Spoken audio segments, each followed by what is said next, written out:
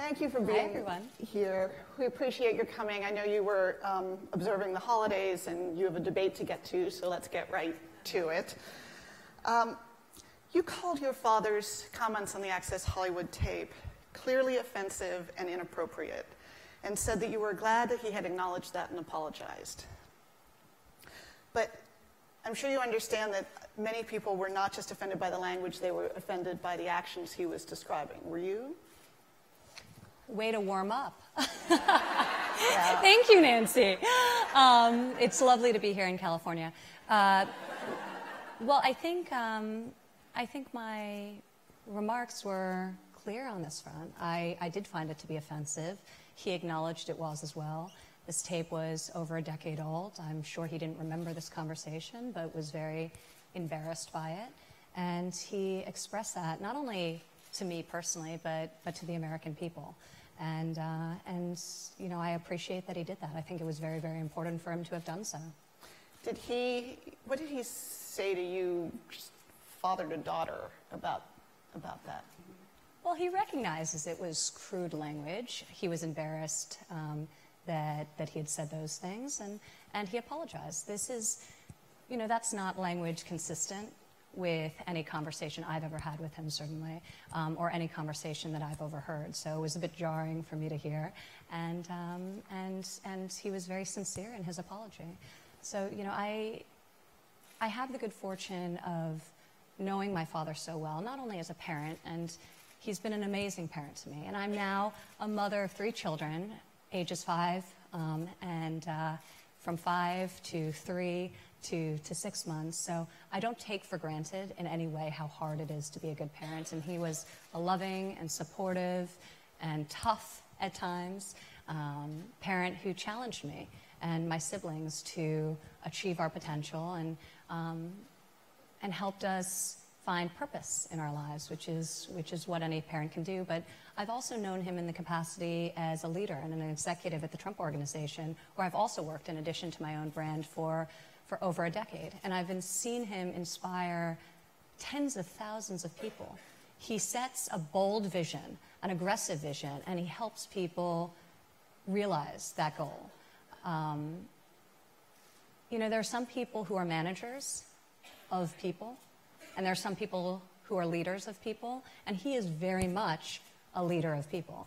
And I've seen it my whole life in a business capacity. So I know him so well personally and professionally. And you know, when things have happened through the course of this campaign that are uncomfortable for us as a family, oftentimes things have been said that are mischaracterizations or interpretations that are false and not consistent with his intent. You know, a statement he'll make, or we talk about it. So, you know, we have a very open dialogue, and I think that's one of the things that I respect so much about him, the willingness to listen. And look, he's very much his own man, just like I am very much my own woman. I have opinions. My opinions are my own. I express them to him when I'm excited, when I'm disappointed, and everywhere in between. I'm certainly not sheepish about sharing those opinions, but I do so in private. Well, we've talked a little about your role in this campaign. You'd spent a lot of time building a very successful retail brand whose sort of core theme was about female empowerment. Yes. And yet that identity for the moment has been overtaken by your role as one of the most visible members of the inner circle of a Republican nominee who just in the last 2 weeks has body shamed a Miss Universe contestant and appeared in that tape and suggested that other women who've accused him were too unattractive to have assaulted. Has that put you in an impossible position? Well, first of all, you know, I built an amazing community of incredible women over the course of many years. So, you know, this was my Women Who Work initiative, and my brand was launched far before the presidential cycle commenced, and will continue long afterwards. And I'm incredibly proud of the work that I'm doing there, and I've always tried to maintain complete separation between that and the campaign. With that said, you know, one of the challenging things is just operating, living one's life with the intensity and the scrutiny of this process is a very hard thing, actually, to do. So, you know, don't now... even like the word surrogate. You don't like being called a surrogate. What's that about? I hate the word surrogate, because what does that mean? Like, when people talk about I'm his confidant, at one point they were actually saying, major newspapers were writing that I was a vice presidential candidate. And I'm saying, no, I'm a daughter. I don't express my views on policy, with one exception as it relates to childcare and advocating for women, because I never thought I'd have this platform, but it was incredibly important for me to participate in that conversation, and very core to my personal and professional mission over the last decade. So I stepped into the fray on that front. But no, I'm not a surrogate. I'm a daughter.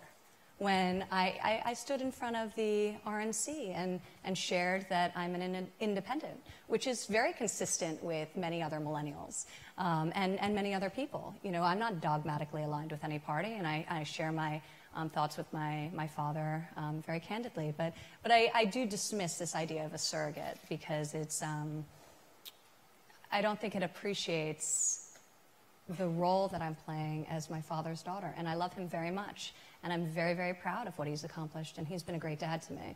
But I'm not the campaign mastermind, as people love to portray and speculate. And I've been very honest on that front.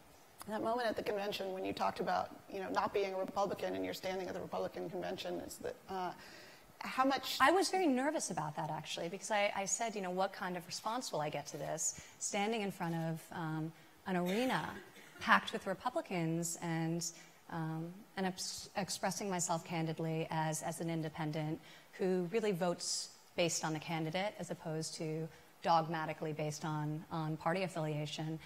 And the reception was incredibly warm to the ideas that I put forward, to my perspective on the campaign process. You know, and I think a lot of people are like me, are socially more liberal and fiscally rather conservative, and find themselves somewhere in the middle. So I think that resonates with a tremendous number of people. And I was really impressed that as part of this, look, we're not politicians. So, you know, I wasn't groomed to be any one thing, and, you know, my father never expected me to sort of fall in line. When I talk about him, you know, to groups like this, and when people ask me about politics, I talk about what a great dad he was. And I talk about what a great businessman he's been, because that's what I know. Everyone else can debate policy. That's what I know. And I know he would be a great leader for this country, and that's why I'm not afraid to articulate that. There is, at the moment, a gender gap that's opened up that's bigger than any time since the 1980s. Why do you think that is? Are you talking about wage inequality? A gender gap in which candidates, men and women, are supporting in this race. Oh, a gender gap in terms of the actual race. Look, I think we'll have to see. I think we'll have to see what actually happens when people go to vote. And I do think that there'll be a lot of support that isn't currently being recorded in the polls that are being conducted. On a daily basis, I have people pulling me aside and telling me how them and every one of their friends are voting for my father. But they live in very democratic communities, and they don't feel comfortable articulating that to their friends and neighbors. So I don't know. Let's see what happens. But you know, I do think we'll see if that ends up panning out and with the actual results, and one way or another, we'll know soon enough come November 8th. You were talking about the brand that you have built, and a lot of it has been about how women live their daily lives and what they need in their daily lives. I think yesterday the Huffington Post did a poll asking your customers whether your role this year has made them more or less likely to buy your products. The Trump brand has become so embedded in this political conversation. How do you see the future of that brand, regardless of what happens? Considering the disclaimer that the Huffington Post puts on the bottom of every piece of content relating to my father, I would hardly consider them a neutral voice on this particular topic. But look, I'm very proud of the business that I've built. I'm incredibly proud to play a small role in debunking this caricature of what a working woman looks like, in creating content that's actionable, that's tip-oriented for this young working woman, that encourages her to architect a life that she wants to live. I've been doing it for years. I'll continue to do it. And sure, there will be critics. That's fine. I mean, look, now I go to school. I take my kids for drop-off, and there are photographers standing outside. They take pictures of me leaving my home to drop my kids off at school, and then I have to see in the papers that I'm being wheeled out to appeal to working mothers. I'm saying, what kind of cynical interpretation is that of dropping your kids off at school? Or I'll have other people who are critics who don't like the fact that I've been engaged in a long-term campaign to support young professional women, and I'm very proud of the community that I've built. It's totally apolitical. We don't talk about politics. I don't cover the election on my site. I've made a very conscious decision to stay away from that because, you know, that's really, it would bring certainly noise and attention, but that's not the long-term goal. It's not supposed to be a political forum. And I'm very, very proud of the business I've built. We're doing hundreds of millions of dollars in retail sales. I have a large digital footprint that's supporting and sharing the stories of these amazing women. And yes, some people will say it's in service of the campaign, but that is not consistent with the fact that it existed long before the campaign commenced. So, you know, I have to just shrug things off. It's a very difficult environment in which to operate because, you know, critics have loud voices. And make them heard. Also, in my role at the Trump Organization, we've built an amazing business. We employ a lot of people who are deeply passionate about showing up at work every day. We're one of the fastest growing luxury hotel companies in the world. We're opening a massive $200 million building on Pennsylvania Avenue in a couple of weeks. It had a soft opening just recently. And when you read the papers, it's like my father's done nothing. I'm very proud of the business he's built. I'm very proud of how it's grown. He's accomplished many great things. And you'll read a story, and it's one person who worked for him 20 years ago saying he wasn't a very good boss. Well, what about the thousands of people who are deeply passionate about showing up every day? So it is, look, I may have been naive going into this. Nothing in life prepares you for a parent running for the President of the United States. Nothing. There's no training. And I would say that's true of probably even a political family, nothing prepares you. But at least then you've been to the rodeo and maybe participated in a campaign or two. Nothing prepares you for this. But it is very hard to live your life and continue to sort of build and grow your business because there is this sort of cynical overlay. I will say, you mentioned it before, but you know, I made a very purposeful determination at the beginning of this campaign not to talk policy because I'm not the candidate. I'm not an advisor. I'm a daughter. So my opinion is a distraction. And it's truthfully, I don't believe all that relevant. My father's opinion is what the American people care about because they're the ones he's voting for. But I did tell you I made an exception as it pertained to the child care and elder care policy he put forth.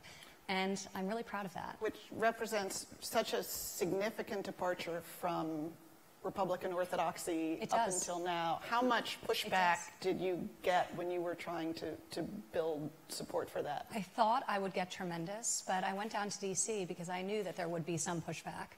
And I met with some of the top Republican lawmakers on Capitol Hill, and the support was incredible. And I'm very, very proud. So, you know, regardless of what happens, and obviously I'm very optimistic, my father will win in November, and then I know that he'll be able to move the needle forward on this front. But regardless of what happens, I feel that this campaign and the small role that I played in it will move the needle on some really important issues. Look, you know, some of the statistics that blow my mind is now that childcare is the single largest family expense in more than half of American households, even exceeding the cost of housing. That's insane. It's unsustainable. The tax code was also written in a time 65 years ago when dual income families were not the norm. this needs to reflect the composition of the modern workforce. Then why so you not- combine then why that not with the in- fact that now motherhood is the greatest predictor of gender inequality, or the greatest predictor of wage inequality, even surpassing gender. So, you know, there's a structural problem, and families, it's not a women's issue per se, although women are being disproportionately affected by it, and you see it in terms of wage disparity. It's a family issue, and we really need to support families. We need to be innovative about childcare and put forth solutions that will bring down the costs. And we need to treat it like a cost of doing business, because it is. I can't go into the office if my children aren't looked after, especially when they're younger and not yet in the school system. And I think his plan for doing that is incredible, and for elder care, which is very important, and disproportionately women are taking care of elderly dependents. So I think these are really important issues, and truthfully, I'm very excited that they were so well received with so many Republican lawmakers. So I'm hopeful that this really pushes the needle in a major direction. Given how important this race is and how high the stakes are, it's been striking to a lot of people how much of the conversation the last week has been your father's accusation that it's rigged. Do you believe that this election is rigged? I will tell you that the media has been vicious. And look, there's a lot of business people in the room. We've all had articles written about us by the business press that were saying, you know, that wasn't exactly fair, or, you know, the fact check, there's a few things off, but, you know, this has been a different level. And you know, we take it personally. Obviously, there's some things said that are deeply personal, but just, you know, on a less emotional example, this week, or in the last couple of days, I saw on the front cover of the New York Times a story talking about how the Trump brand was being decimated due to the campaign. Our team had provided statistics as it relates to our hotel company, for example, showing traffic patterns and actual analytics and data. They insisted on using quotes from random people. I have no idea where they called. They chose to use a booking engine that represented a total last year of 16 bookings. But they didn't say that. They said the decrease in bookings, this booking engine, which doesn't typically book at luxury hotels, and across, we have so many hotels. We have thousands, tens of thousands, hundreds of thousands of room night a year. And they took a company that booked 16 room nights with us and didn't say that, but instead said that our bookings went down 38% last year. And we told them, we said, but this isn't a relevant metric. They only did 16 room nights. It's not Expedia. You know, this is not a relevant metric by which to judge our performance. We gave them the facts. All they had from us wasn't the quote where we actually shared the facts of our performance. They had the quote that we think this is a mischaracterization of how our business is doing. And they didn't mention the lack of volume that this provides. So it's very, you know, it is demoralizing when you're working very hard and you have teams who are working tremendously hard to read these type of things. So I think that the bias is very, very real. And I don't think I would have said this to you even a year ago. I don't, but I've seen it too many times. It's tremendous. Obviously, the Trump brand all along has been very much about winning, and I understand that you hope and expect your father to win. Do you think it's important for the country and for democracy for him to concede if he loses, and will he? Well, look, my father is in this to win it. And, you know, I'm not interested in talking about alternative outcomes. And of course, I think my father will always do the right thing. That's the type of person he is.